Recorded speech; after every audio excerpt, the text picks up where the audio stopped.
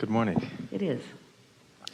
So I wanted to pick up a conversation that we left off last year, which is one of my strongest desire, also the most nagging part, is to be a parent. And I took your advice and I've been working with meditating and just allowing myself to relax about the topic a little bit, but I'm having a hard time with that. And I think that I'm trying to figure out what it is that I'm doing that's standing in my way of getting clarity, because the more I do think about it and the more I respond to signs and signals of how to start this course, the more confused I seem to be. Is your confusion about how to accomplish it, or is your confusion about how much you really want it? Definitely about how to accomplish it. So what and why are clear to you? Yes, very much. If you don't mind, explain the why to us. The why is because I feel that I have so much love, focused attention to give. I think there's this beautiful relationship that will be a back and forth exchange. So I have a lot of love to give, Yeah. and I want to give it to someone special. Yes. Even though there are billions of people on the planet that you can flow love to, Yes. you're kind of hung up on this one that isn't here yet. Yes. Weird, right? Really weird. So in your quest to bring this unknown stranger into your life so that you can flow love toward, you can't find anybody else to sort of stand in for a little while? There's actually Because a lot that of would that. solve the problem. Yeah. If you've got bottled up love to flow, in other words, you have a lack consciousness going on here. It's like, I need something specific that I don't know how, where, when, and who. I think I know what and why, but I don't know how, when, where, and who. So because I've got this specifics that I haven't had an opportunity yet to allow the universe to yield it to me in a way that I'm absolutely certain, then I'm using this future experience that I want to call future as my reason to feel lack, because that's what's going on. You're feeling absence of something wanted. You're just making it up. You're making it up just like Esther was making up, what if I can't go and there's 1,000 people up there just wondering what to do next? Well, that's just an irresponsible and ridiculous thought. And so is this one, really. Do you believe that it will be? Yes. So you know it's going to be, so it's an impatience because it's taking too long? Think about that. Wait, don't go off on a tangent. Okay. That's a very important question. If you know it's going to be, and we take you at your vibrational word that you do, then what is the impatience about? It's about timing. But what is the impatience about? Aren't there so many things that are going to become that haven't become yet? What the impatience is about, it's a human trait that we're trying to get you to all get over. It's a human trait of needing the manifestation of my desire to have manifested so that I don't have to do any work of focusing. I can just lazily observe.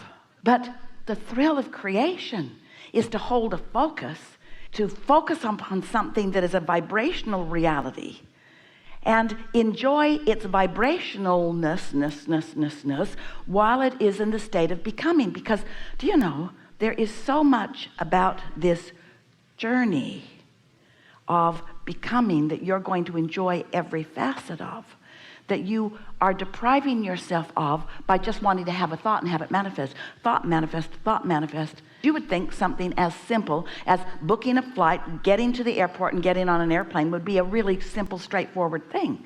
But there's so much more juice to get from it if you will allow it. You see what we're getting at? So much more life to live about it. So what's the urgency all about? Why the impatience instead of the loving, joyful awareness of the way the universe works to deliver to you whatever you want? I think that it's because I do believe for sure that this will happen. It's not that I have to know it's happening now. It's more that I don't know where to focus. And I think that's where I'm frustrated, is because if I relax and focus on other things. Well, then that you bring... must not trust the things that we've been talking about, because do you accept that you have an inner being? Yeah. Do you accept that your inner being has full awareness of your vortex? Mm-hmm. You just said that you believe that in your vortex is this that you want. So when you put those things together, I believe that it's in my experience, and I believe that my inner being. Do you believe that your inner being is aware of it? Yeah. And do you think that your inner being knows what the path of least resistance, meaning, do you think that your inner being knows how to guide you around your hang-ups in order to get you to where you want to be? Yeah. Do you think that you are concerned about what other people think about it? Definitely. So it's not just your relationship with your own inner being that you're focused upon. It's your relationship with all these other people who have opinions about it. Well, that's your hang-up right there. Do you know there are not two people in your life or in anyone's life who are in total agreement about what you should be doing? And you know what we think about all of them. They are irrelevant.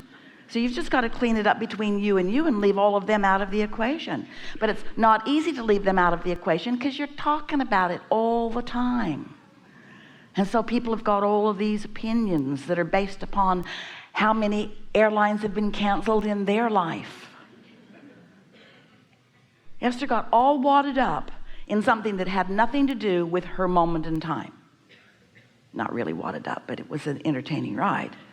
As this woman recounted driving from Newark to Nashville in exactly the same situation. Esther thought, yeah, that's happened to me a time or two. Esther didn't tell her stories, but they were certainly activated. So you have something that you know you want. You believe that your inner being is aware of it. You know that your inner being knows how to get you in terms of manifestation from where you are to where you want to be. And so your impatience is about what? Is it taking too long? Here's what we really want you to hear. And this is what your last answer really indicates. If you know that when you ask it is given, and it is, and that source is all over it, and source is, and that your work is to then just line up with what you want and follow the impulse. And then you say, but I'm not getting any impulses, and that's what's confusing me. I don't know what to do. And we say, if you don't know what to do, then you're trying to do the to-do too soon.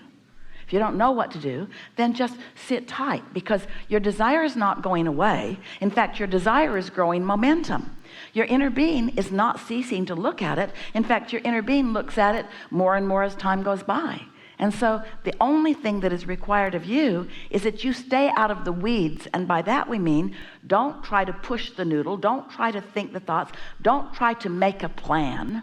What you want to do is to allow the plan of least resistance, the plan about the path of least resistance, the plan about knowing where all your resistant bugaboos are, which is talking to other people, but the plan about that, just wait till something is really, really, really, really clear to you.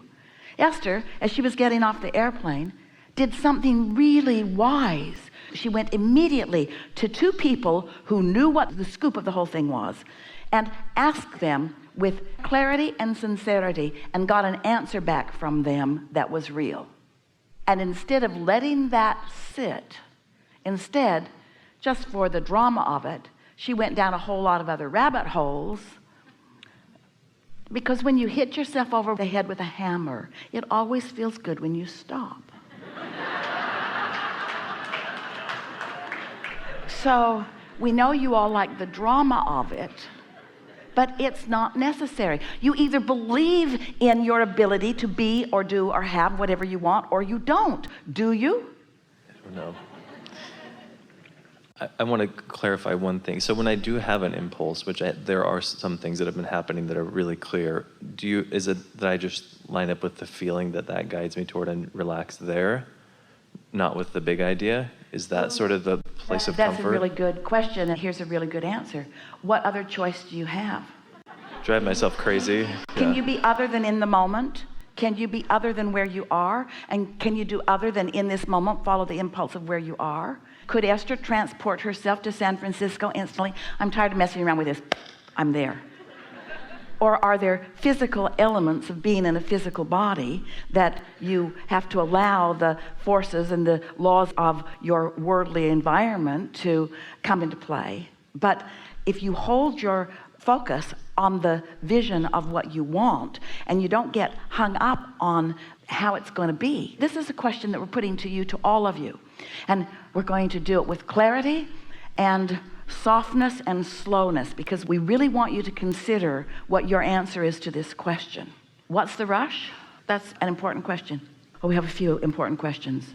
What do you think is at the root of your need, because it feels strong, to involve yourself with so many specifics about this? Rather than standing back and trusting, what do you think makes you want to dive in and get after it? Did you put the question in your mind? And can you put an equivalent subject in? What makes you feel the urgency or the necessity? Why do you have the drive to get after this? I think for me, it's because I'm applying my experience of my past, which is that if I focus and I work really hard, I'll get to where I want to go. That's true, but why? What is it about that that is so intoxicatingly, urgently important to you? What's your win in that? Probably to prove I was right. Yeah, you went right to it. To be right, to be worthy, to be good at what I do, to justify my existence. We're speaking from a human perspective. I've been in competition with so many about so many different subjects, and I want so much to be right that almost everybody has stepped so far away from your feeling of absolute worthiness and your knowledge of absolute trust in the universal forces. So you've created all of these scenarios, so you're battling yourself, because no one else is keeping you from anything. And mostly that battle is about me needing to be right, me needing to be good, me needing to be validated as being good. We said a few weeks ago at a gathering that we'd like you to envision making your transition into non-physical. And then when you meet up with someone that you can communicate with, you say, where's the list? And they'll say, what list are you looking for? And you'll say, the list of all the things I sacrificed so that I could be the good person that I needed to be here. And they'll say, oh, there's no list like that. What? Nobody kept track of all of the things that I didn't do that I wanted to do? Nobody kept track of all the things I did? Nobody kept track? No one's keeping track of that. There's no reward for everything that I sacrificed in order to be here in this good place. This isn't the good place. This is the only place.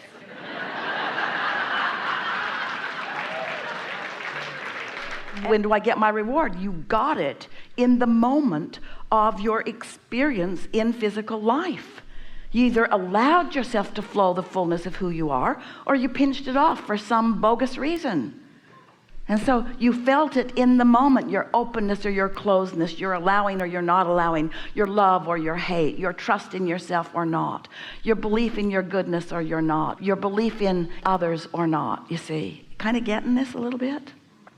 So when you stand in this place of knowing that if this time-space reality has created within you a desire for something, this time-space reality will deliver the goods to you.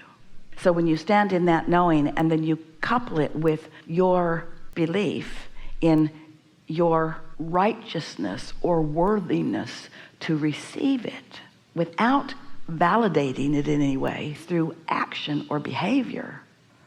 It was so fun for Esther to watch that lady, that really smart, really intuitive, really attentive, really deliberate woman. And as Esther watched her, and she thought, you're so much like me, I don't even want to talk to you. And then Esther thought, and you are making unnecessary trouble for all of us. For yourself, you are belching into the atmosphere resistance that is not necessary.